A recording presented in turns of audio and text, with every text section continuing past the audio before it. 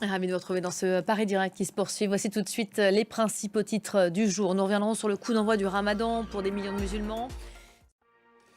Le coup d'envoi du Ramadan a donc été donné dans le monde, un mois de jeûne sacré qui démarre sous les bombes à Gaza. Images, vous allez les découvrir de Rafah.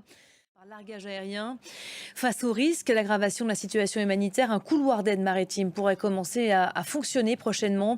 Un premier navire chargé d'aide est prêt à embarquer de Chypre. Étienne Paponeau.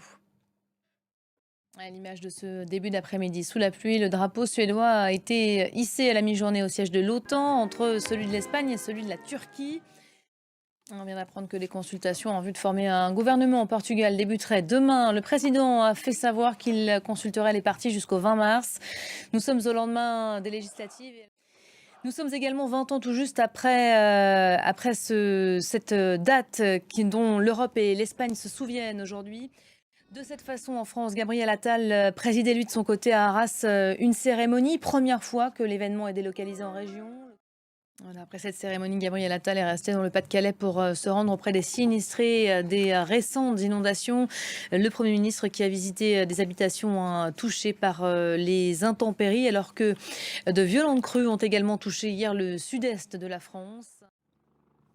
Allez, on s'arrête à présent dans Paris Direct quelques instants sur cette photo qui a embrasé la toile ces dernières heures. Depuis l'opération secrète de Kate Middleton, l'état de santé de la princesse suscite de nombreuses questions et critiques. Cette photo était justement censée freiner les spéculations. C'est l'effet totalement inverse qui s'est produit.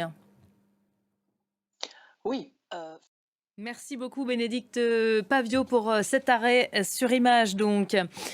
La 96e cérémonie des Oscars s'est également tenue la nuit dernière à Hollywood et sans surprise, le rendez-vous a été un triomphe pour Oppenheimer de Christopher Nolan. On en parle avec vous, Thomas Borez. Bonjour Thomas. Bonjour.